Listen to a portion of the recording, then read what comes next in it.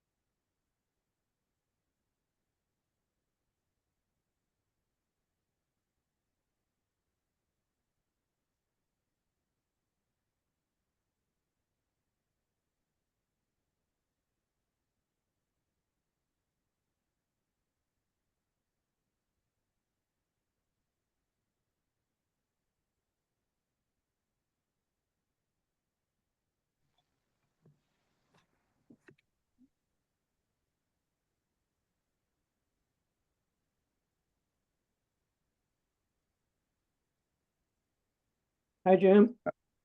Steve, Gail, Hey, Jim. the rain is coming. I know we need it, but it's been so beautiful. I know, I know. I know I sort of I'm going to miss these days like today. I went for another long walk today in the Wendell State Forest, which I've been doing a lot of lately. And Oh, good. but and there's some beautiful trails there. But the forest is really dry. And what how many over 1,000 wildfires have been put out or dealt with during the month of this fall. From what I understand, I just heard that on the news. So, the fire A situation, thousand in what area? Massachusetts. Really? Wow. Yeah, just Huh. an incredible number. Hmm. Not a lot of acreage has been burned. They said maybe 1,000 to 2,000 acres, but um, nevertheless, it's when living where we do right now, Yeah. it's been on my mind a lot, Mm. but fortunately, nothing so far, at least in this area.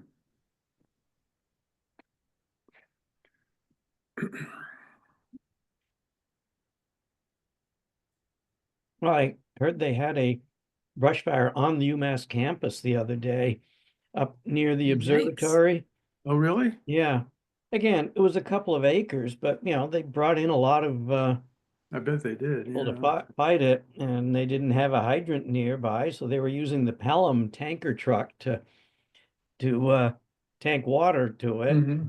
thinking it's awfully close to the water towers in Amherst there. Yeah. But Ironically, Just put a yes. little spigot on there. Yeah.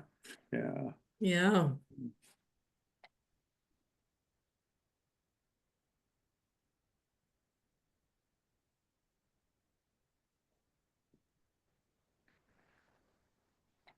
we expecting Graham and or Craig?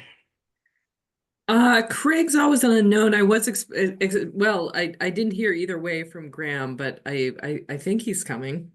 So, we'll give him another minute or two, and then we'll start with the two of you. We have quorum, so that will work.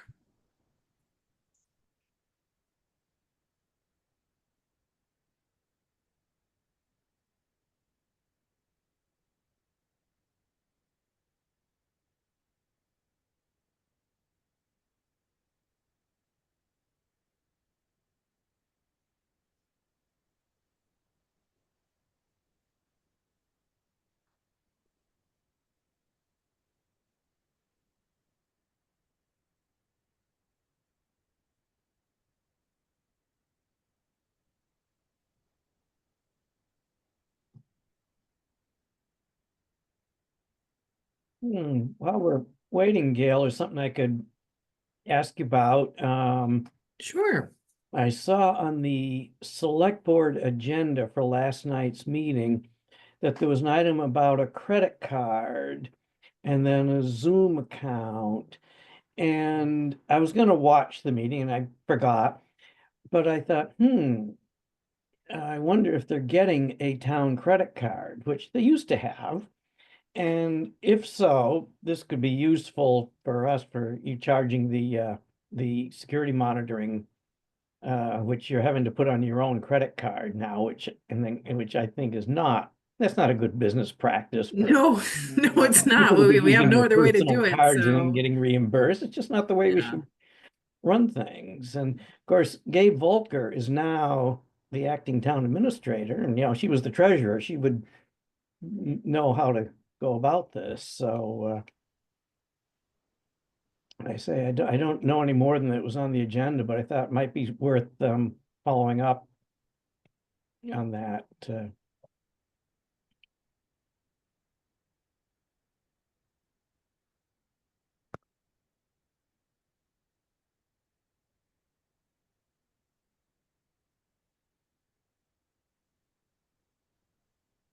Everyone? Hey there, Hello. everybody. Steve, Jim, Gail. Thanks, Grant.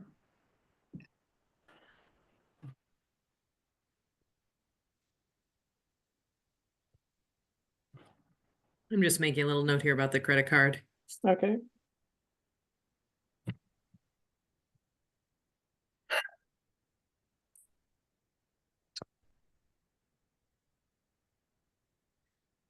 All right, well, welcome everybody. I'll do my little spiel. So this is the November 20th, 2024 MLP broadband meeting. I'm Gail Hundress, MLP manager facilitating the meeting. This meeting is fully remote. Participating also remotely, we have MLP board members Jim Hemingway, Graham Sefton, and Stephen Schmidt. Absent tonight is broadband committee member Craig Martin. First order of business is to approve the previous meeting minutes from October 16th as submitted by Jim and amended. So, Second. Second. Thank you. aye. All in favor? Aye. Aye. Excellent. Thank you. Aye.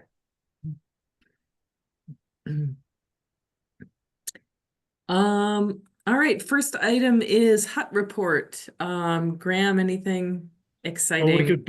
we could both do it this week, couldn't we? Yeah, Gail We went in there could, with we me. could, we both did a hut visit together when we went to Becky's retirement party. a joint inspection, and the place looked pretty good, didn't it? Pretty clean, fairly orderly, and as Gail pointed out, we're almost at the stage where we go from the summer three-season cooling regime of the heat pumps to warming, or so. Anyhow, that'll. I've still been watching the temperature each night, and it's not getting below. The weather's not affecting it yet, but I'll be shifting it this in the next few weeks, yeah, that was I guess yeah, that was it for Yeah, that. great. Graham, just fresh our memories. How is what is the winter mode now? The winter mode because so it can only get too hot in the summer. There's never a worry that the building will freeze.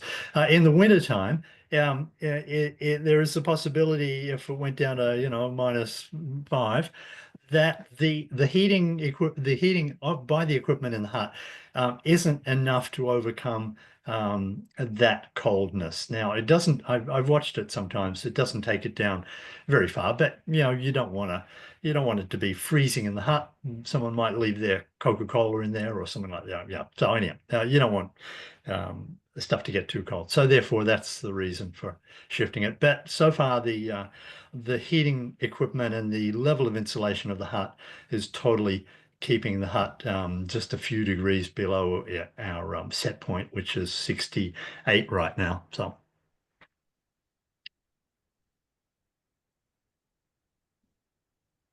Let's see. So maintenance report, we had if you'll remember last month, in September, we had our lowest number of customer tickets ever. It was 20 total. This month, or rather last month, October, we spiked to 53 tickets. So, our normal's around 45, so a bit busier than normal. I wonder if everyone just kind of delayed calling because September is a pretty busy month for a lot of people with back to school things. I did a little bit deeper dive because whenever there's a spike like that, I just want to know what's happening. So there's always a handful of the tickets that are duplicates because like a customer will call to report the problem and then another tickets gets generated from the integrity side saying, we're reaching out to tell you that the issue is fixed. So there's that. Six of the tickets are from one person for one issue. And it was an issue where a website was blocked. About once every 3 to 6 months, we have one of these things where, and it's on the website side where they don't recognize our ISP. Usually with really, really secure places like state websites or medical websites or bank websites. And so they just need to whitelist our ISP. So it looked like that was the problem for that one. Gail, are you looking at it? I noticed on line 28, um, someone, Robert Castellano, his subject was returning a managed router. And I just wondered whether that was a typo by Hmm. Shell Integrity. I didn't see that one. It's in there on line 20, 28. Line 28. Okay. Yeah. Line is it Line 29, sorry. line 29. Is it, if you have it in front of you, is it one of our customer? Like Yeah, it's Shutesbury and it has a Shutesbury address. Yeah. okay. Yeah. I'll look into it. Oh, oh.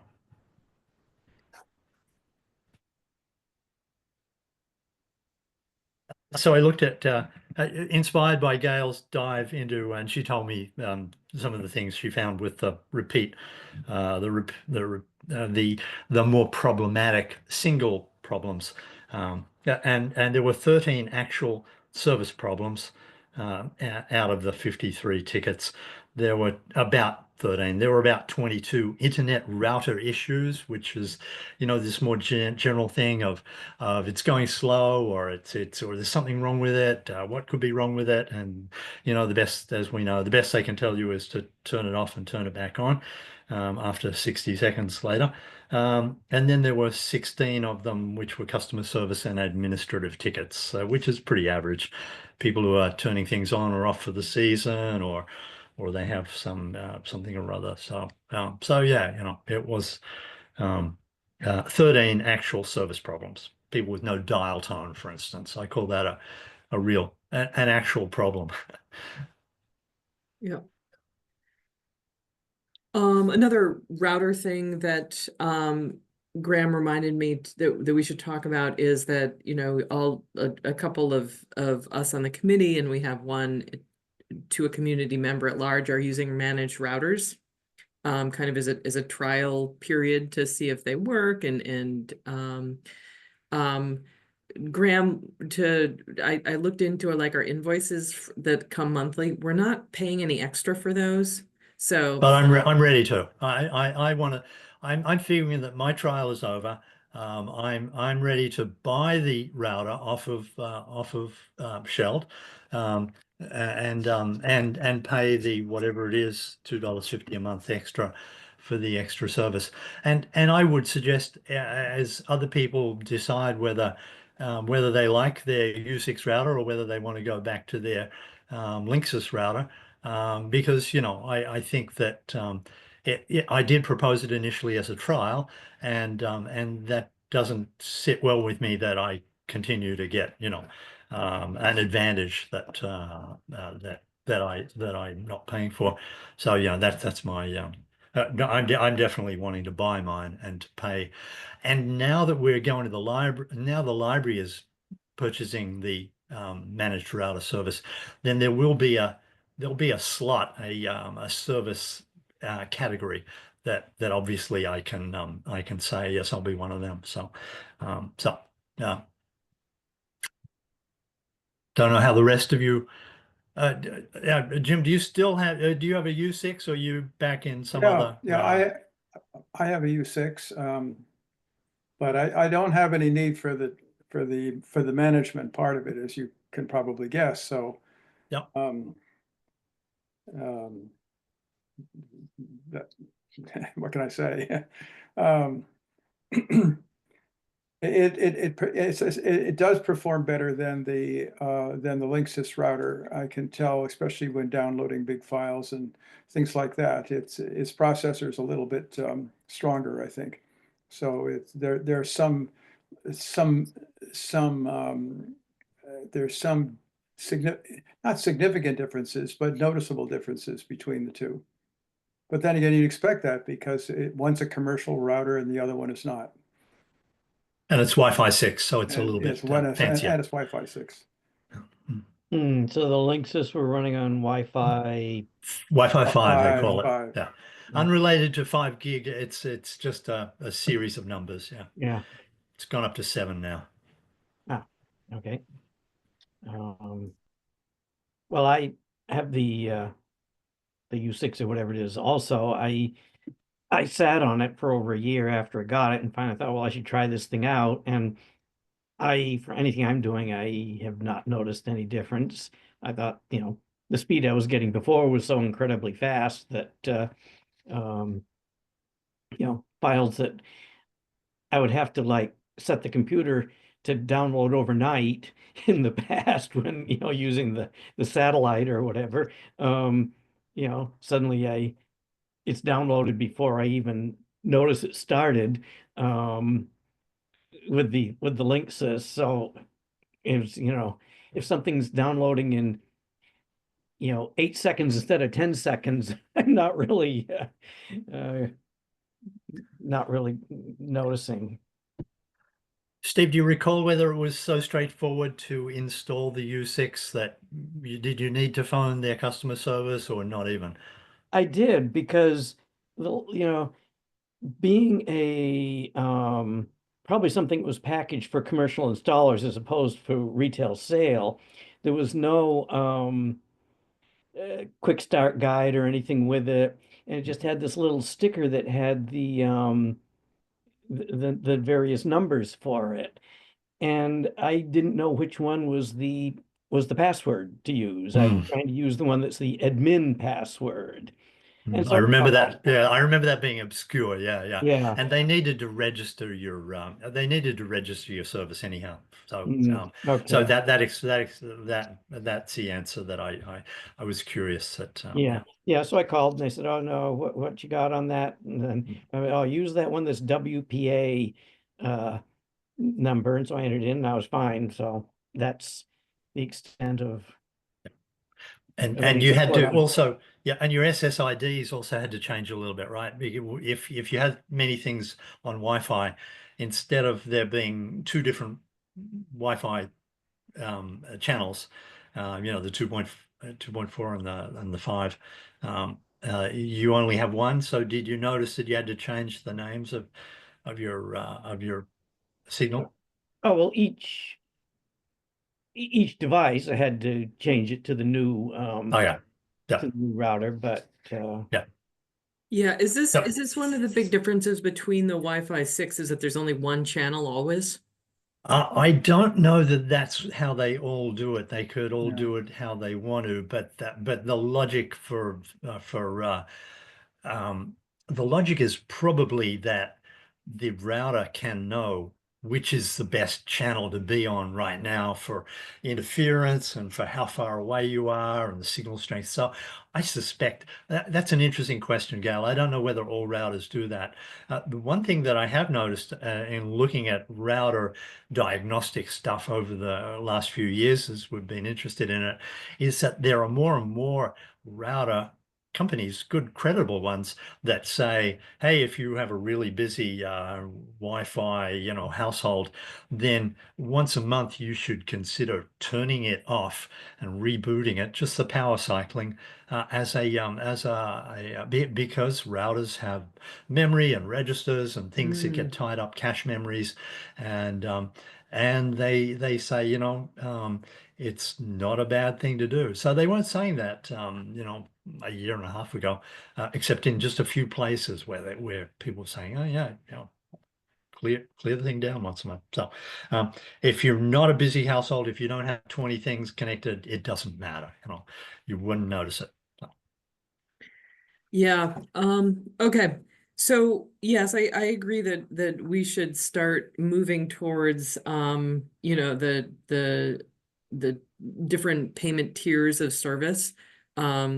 There's other things I think that are higher priority, but I will start moving towards that in the coming year. And I was going to talk about this later, but I'll talk about it now. We have been approved by MBI for the digital equity grant. So as with everything related to the state, there's more paperwork. There's Oh yeah. some more. Now there's a whole app, we put in our whole plan, and now there's an application to put in to actually get the money. So And Gail, that's we the town, is it?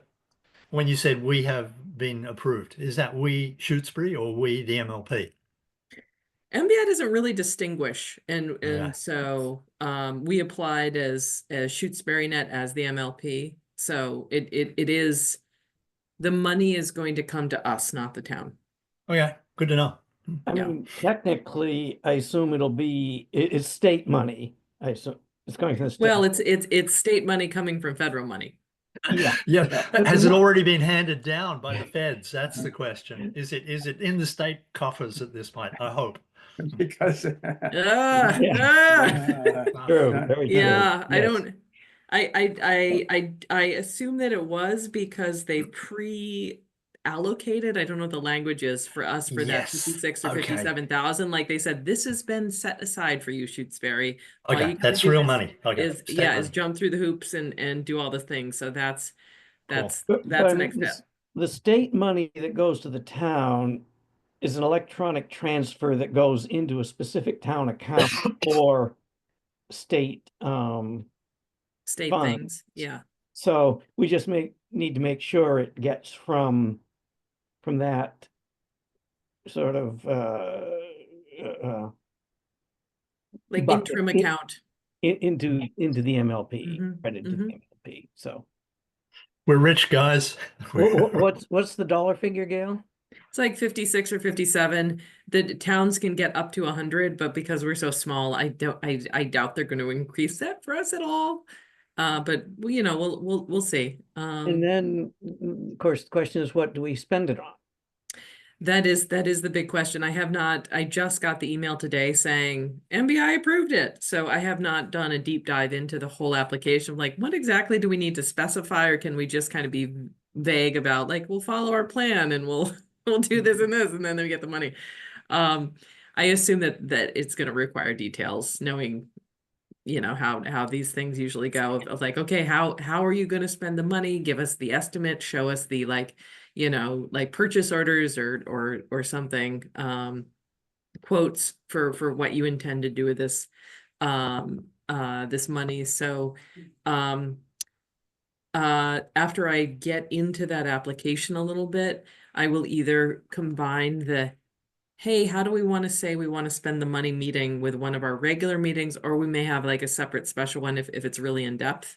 We've already done so much of the legwork of figuring out what and how we're going to use the money. MBI's approved that. So it's not like it's a whole wide field. We have to use it for one of the 4 or 5 things that we've already said we would use it for. So things like library technology, things like router upgrades, things like better Zoom or online meeting tech for the town hall.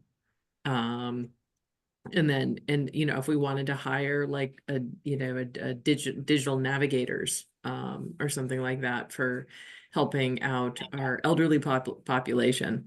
There, there's only specific uses. It's just a matter of what money we spend for which category.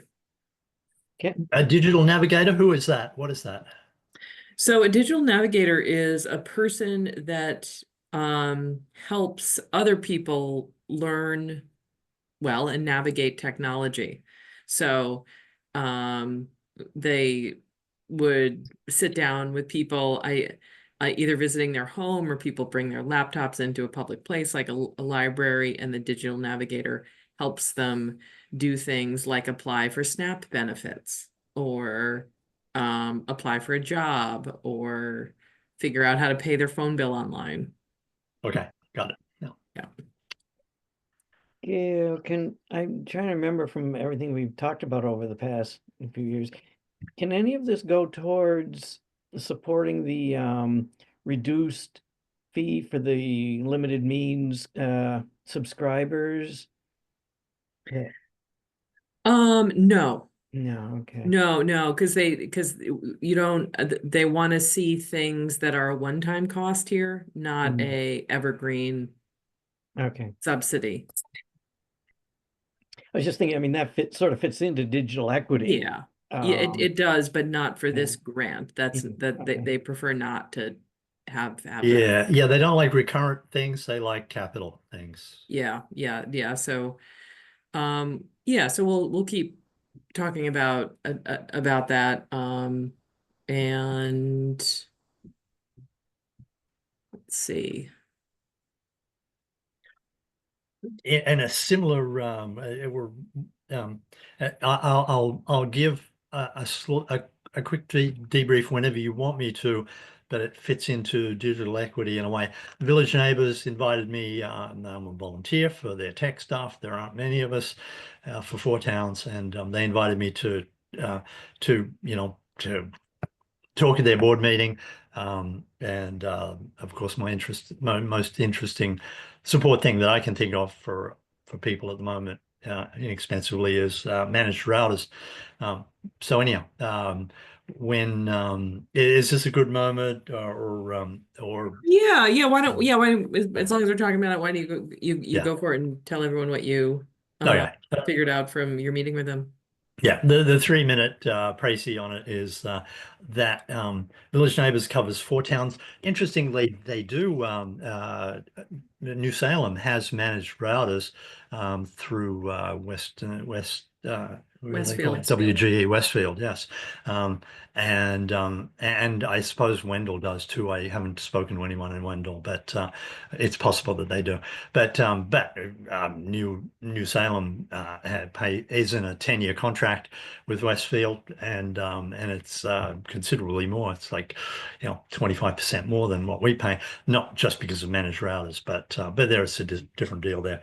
But anyhow, also New Salem does do at the library. I'm going to go to visit one sometime. They do tech. Village Neighbours in New Salem does tech assist days or hours for people who just want to turn up and bring their laptop problem or their iPhone problem, and someone, if there's a few volunteers there, then intergenerational things are suggested for stuff like that to invite high school kids along, or college kids if they're around. But anyhow, that's something that digital equity might lend itself to, with a with having days like that once a month. I got the sense that Village Neighbours would love to do technical support and help for people who struggle with stuff. There's so many digital things now, as we know. Medical, staying in the home is Village Neighbours thing. Over 60-year-old is membership limit, so their membership is all in the in that category of trying to stay longer in the home. Technology is the way to do that for many. But technology is also a problem when some members still aren't quite confident about streaming TV. So there's a range of abilities, and there's an amount of training and simple stuff would need to be put out there. If you can stream TV, then you don't need your direct TV, $120 or $150 a month. So, there is a benefit to some of the technology cost wise, that some people haven't managed to leverage yet. That's it. I got the distinct sense that they were hoping that someone would turn up to help organize this Village Neighbors. I knew that I wasn't going to be that person because a lot of it ends up being administrative. Just their driving help for people getting to things has a lot of wheels to turn that have to happen. And I don't think Village Neighbors is equipped to administer a complex educational program or technological support thing. But maybe DEI stuff is. I know, Gail, you've got some ideas on that, but Village Neighbors is probably not an obvious vehicle for ramping up something like that. So, anyone got it? Yeah, Steve. Graham, you said there were four, excuse me, four towns in Village Neighbors, and just curious what the towns are. New Salem, Wendell, Shutesbury, and Leverett. So it's our same little bunch, very similar to us. That's kind of a good thing.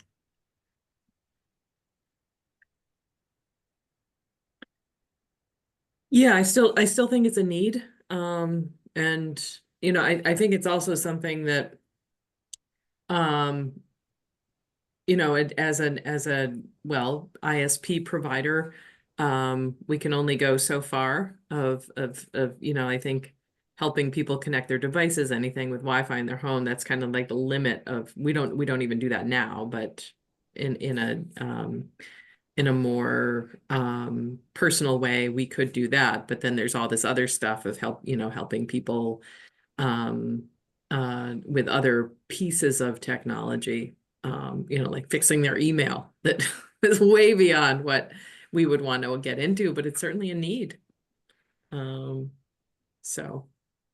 As New Salem's manager, I asked Mary Ellen what she thought of the managed routers, and she said like we do, Gail. She reads the reports of all the trouble tickets, help tickets every month, and she says that she can see things that are resolving in ways with services, specifically services mentioned that are that they help with, a problem with blah blah blah, and they sort it out. So that I was kind of pleased to hear that, that she didn't just sort of think it was a waste of time. And she's a pretty tech savvy person. That was her business at one point. So yeah. So one thing I do kind of wonder is if this question of managed router is going to get entangled, whether we like it or not, with our new contract with Sheld. And it could go either way if it gets entangled in a way that's beneficial, right? If they're willing to start supporting managed routers and then drop the monthly subscriber cost, all of a sudden that becomes very attractive, right? And if effectively absorbing the management costs. Right, and then the costs for them go down of supporting it.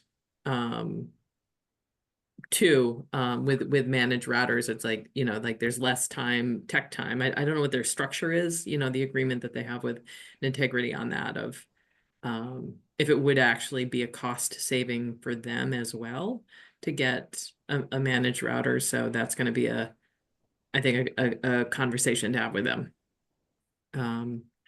Did they get back to you on the library thing? Bobby Liswell was about to give you a proposal, right? And it seemed like he was right on the edge of that. Do you recall, Gail? He didn't copy me if he sent a proposal for the install and the monthly for the library. Well, they have service. They're all set. on, but for the whole library project of the installation for the real building, not the temporary fix, no, I've Yeah, not heard anything. yeah, no, yeah. He said he was on the edge of doing that. Okay. Yeah, the National Grid again made us look fabulous. Marianne Antonellis came up to me at Becky's retirement and was just very happy because it took like a month of fighting with National Grid to get their electricity there installed. And 3 days after electricity arrived, our technician showed up and installed their broadband. They were thrilled. So, Yeah. Like National Grid had never, installed a new service oh before. my goodness. Yeah, yeah, It looked pretty sad for a long time. That's just, yeah. yeah.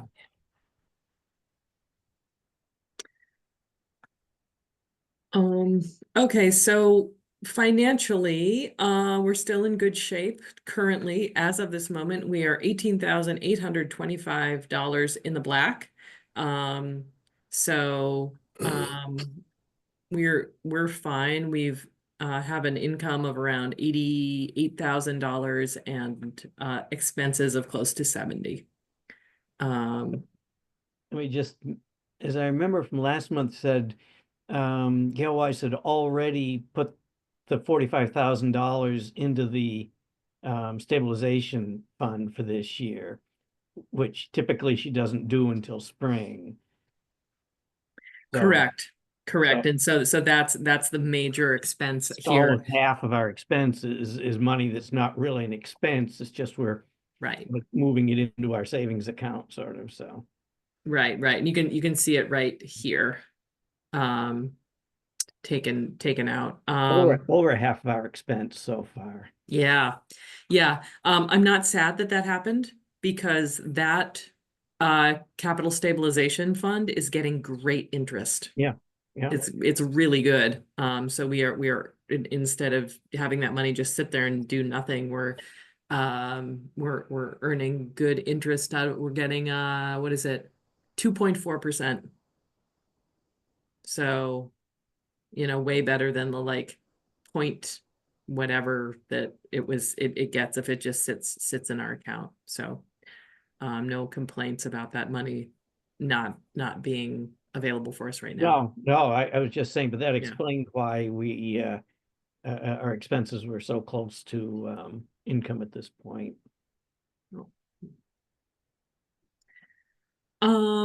So I think I talked about this at the last meeting of Steve suggested that I pursue some end of year earmarks from Joe Comerford's office for the $188,000 in the poll moves that we had of just last fall. So a year ago, I'd asked Aaron Saunders' office of like, is there any extra money? And he said, no.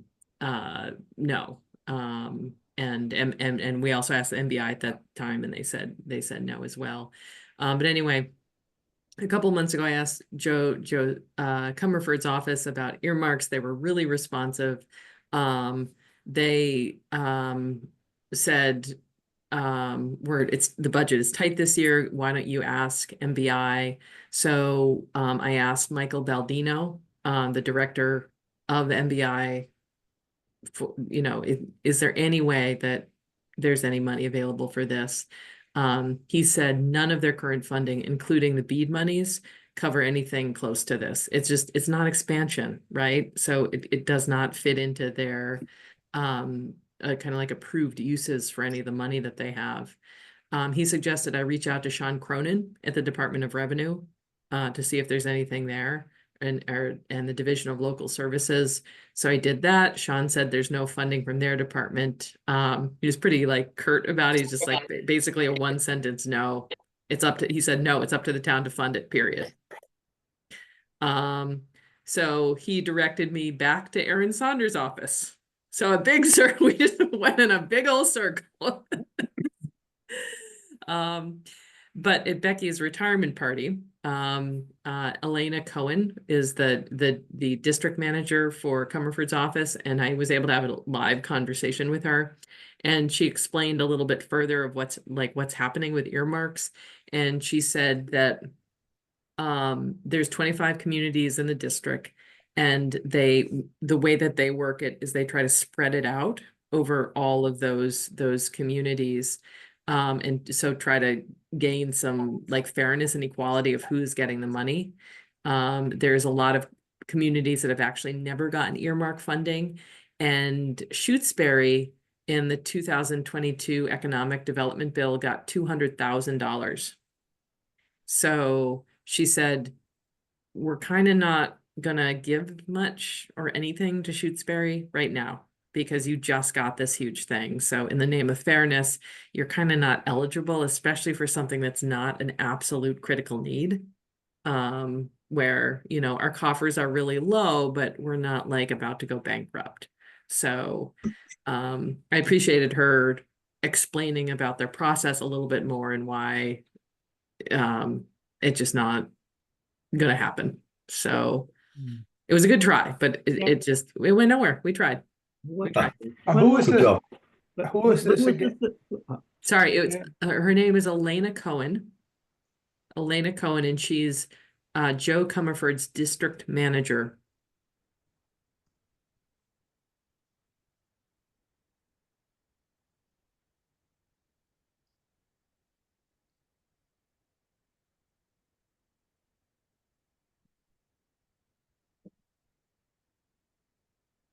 Okay. Just trying to get this all down. It's a little complicated. What year was it that Shutesbury got those funds? Do you remember? 2022. Jim, are you aware of that? This 200,000? Yeah. And what it went for? The No, school I'm roof. not. Oh, the school roof. All right, well, yeah. Oh, I remember some money, but I don't remember Yeah. it, you know, being Mm. sort of,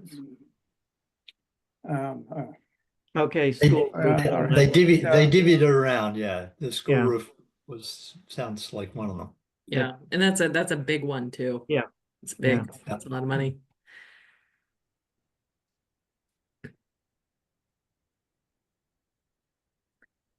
All right. I'm just looking at my notes here.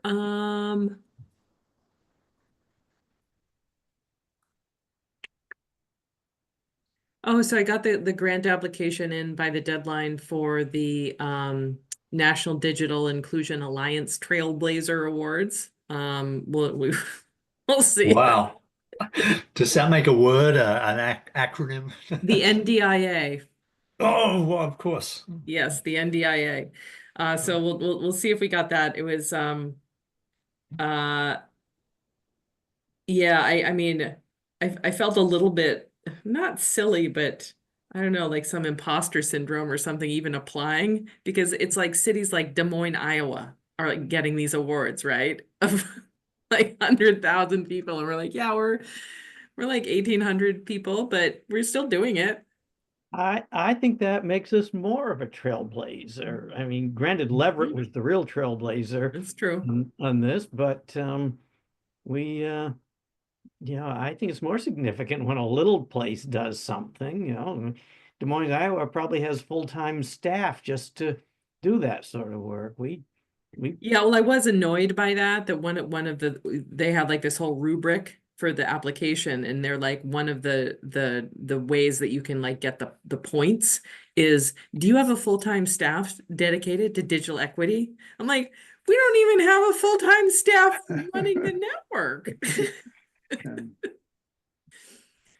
Of so yeah, I kept trying to emphasize over and over just like how absolutely shoestring and tiny we are. And the amazing things that we've done, and our 90% yeah, take rate in town, right? We're serving almost every single resident. I think that's pretty impressive. yeah, So, it is. Not to mention the speed we all get. So mhm. Yep. Yeah, one of the things was you had to send a speed test in. So I had Sheld send me an official speed test from their system. Pretty proud of that. How do you like them apples, NDIA? A certified test. Wow. Yeah. yeah, I did just see that a private business in Northampton is building out a fiber to the home system Yeah. as an overbuild. And so yeah, it's not going to be municipally owned or operated. So No, I forget their name. I, Yeah, I looked on their website briefly. They're hiring looking for local techs to do installs. hey Jim, if you want to come out of retirement, That's Yeah, Jim, you want a job? Quite all right. No, thank you. A lot of fun.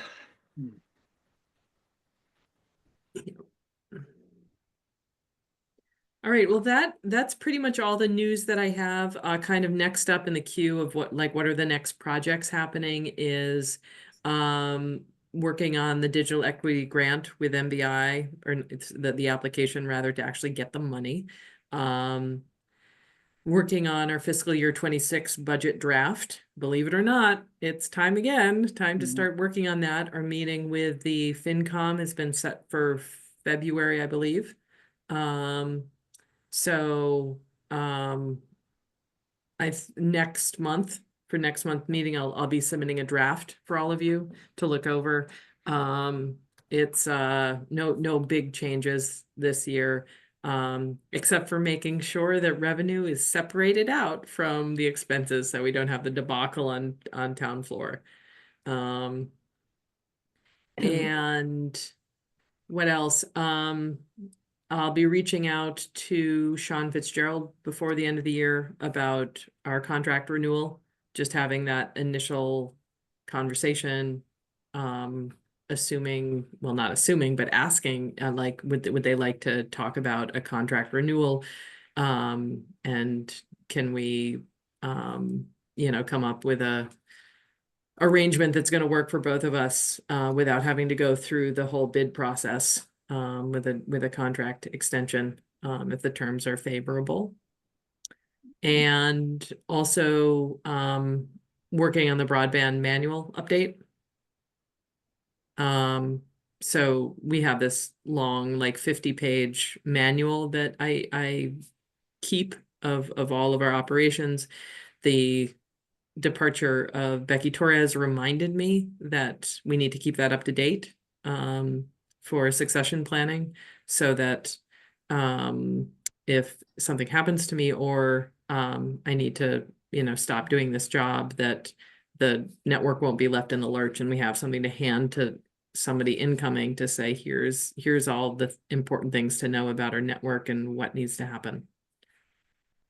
So, yeah, it should just, I think, be kind of reviewed every 2 years to make sure it's still current. A lot changes, yeah. And Gail, remind me, where does that document abide? Yeah. So so it's in a, I sent copies, the original one, to all of you when I made it about, I want to say it was about 2 years ago, I think. Yeah. And so I kept revising. When things, when I kind of remember, I change it and update it. But this is to just go through it fully. It's also saved electronically on the Dropbox account that you all have access to. That's the question. That's Yeah. the key, Yeah. Yeah. Couple things, Gail. One, you mentioning the budget, and the one thing that I'm thinking that should be changed on the budget for FY 26, the $5,000 line item we have for the limited means support as an expense. We talked about this after the town meeting, I think, realized that really shouldn't be in the expense, even though it seems like an expense, because we're not expending that money. We're just reducing, it's a reduction of the income is how it's handled. So we need to work that into our income side, and then probably put a note in the income estimate that a certain number of subscribers are reduced by so much, just as to explain why the projected income's gone down. But then we take the $5,000 line item expense, just take that out of there. Agreed, agreed. Yeah, I have a note to do that, Steve, and when Okay. I send around it, if you can think of a better way to do it than what I come up with, certainly let me know of how we represent that, so in a way that makes sense and that um Gail Weiss is gonna be okay with. Yeah. Yeah. The other thing I'm thinking about is our contract renewal, sort of proposed with Shell. Just wondering if we should get going on that a little sooner on that, with the possibility, if something happens and we can't reach an agreement with Shell on a contract renewal, we'd then be sort of scrambling to go out to bid. And although obviously it's simplest from all ways around, if we're just able to uh, renew or continue, or whatever the term would be, our existing intergovernmental agreement with them, we don't want to be kind of at the last minute saying, oh, this really isn't working. I guess we really need to go out to bid and see who's out there. That's just a thought I've got. No, absolutely. I believe our contract officially starts with them or like ends with them is like August 1st. Okay, see, I was thinking, yeah, I had in mind July 1st. So, okay, so we got a little more Yeah, cushion. yeah, we have dealt, but you're right. It's not much. And what we learned last time is if you change change providers, you actually need some overlap Yeah, between them, right? You can't say this provider ends on this date and then this one starts. No, you actually want to unfortunately pay two providers for at least a month overlap between those in order so that the transition goes smoothly. And yeah, so lots of things to consider with that, yeah, particularly that porting over the telephone. oh my God. Yeah, Oh. yeah. So I absolutely hope we don't have to do any of this. It would be wonderful just to continue the way we are, but Yeah, and they've been I think that yes, hasn't been perfect, but they've done a really good job. And so I think that we're the first effort is to try to get a renewal here. And we can do up to 3 years again, right? It sounds good. Okay. so would it be next month that you were gonna reach out? Is that what you had said? Mm-hmm. Okay, so that's December to, yeah, okay. Yeah, kind of do the feel out, and so that by January 1st rolls around, we know what we're doing and get some yeah, just have an idea of like, okay, are we actually looking at a bid here? How much are the costs going up? I can't imagine they're gonna go down in the contract. But how bad is it? And like Steve, you said that the two things that are going to be changing is the hourly labor in the contract and the Or maintenance. the maintenance. Yeah. The maintenance and the subscriber portion. So those, yeah, that's kind of the Costs. entire contract right there of what's changeable. Yeah. Equipment costs, I guess that's with the labor on maintenance, yeah. Yeah, materials, although I think that we've kind of evened out with those where between I was worried about over the last 2 years with inflation and everything, but it seems like we've kind of steadied out on those that those and because we have so few repairs, those costs don't break the bank, so to Yeah. speak. No, I imagine the price of an hour of a bucket truck has gone up, is what I mean as well. Yeah. Yeah. We'll see, yeah. Yeah. Yeah. Yeah. But yeah, I brought that up because I thought, well, the customer charge, the ISP charge, I mean, that's the obvious thing. Here's what it's going to be on each customer's bill. You know, it's direct from Shell to the customer. And then our fee is rolled into that or added to that. But I thought, well, yeah, but they're charged for maintenance services. That's nothing, that's not an obvious thing, but it's a big thing. So we got two different areas there, of expense that are critical to know. Gail, I don't mean to be pushing this, but do you think it'd be possible to have some preliminary answer for us by our next meeting, by the December meeting? Sorry, what'd you say? Have something? Something from Shell. Yes, I can set that goal to at least have the initial conversation before the next meeting. Okay, yeah, yeah, that gives that gives them a deadline too. So, Mm-hmm. well, you know, it's not, you're not putting pressure on me. Say, well, the board wants to hear about this. So Yeah. Yeah, it's going to be a really friendly reach out of just you know, I'm going to send an email to Sean saying it's, you know, we need to start thinking about this. Would you be open to a phone conversation? And just talk about it.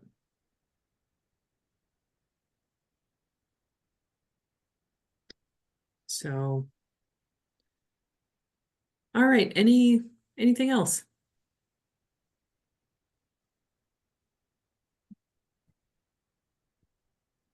All good? Yep. All right, Jim, you good with the minutes? Any questions? Probably, but I'll just have to, it's really complicated. Um, I'm not sure. I've only gotten a part of the details here, so I'm working on it. So It's okay. Listen, and like This- if there's parts that you just miss, feel free on the minutes just to put a parenthesis and say like just Gail, fill this in, please. well, So you always have that out. okay, well, something, anyway, I'll do my best and please add to it whatever is necessary. Okay. it's like our next date is December 18th. That sounds very credible. That sounds like correct. Okay. Even better. Yeah. All right. Well, thanks so much, guys. And have a Motion to wonderful adjourn? Thanksgiving. Yeah, there is that, isn't it? Next week. It's coming. Here it is. Yeah, wow. Okay. All right. Happy Bye, Thanksgiving. everyone. Bye. Don't work too hard, Jim.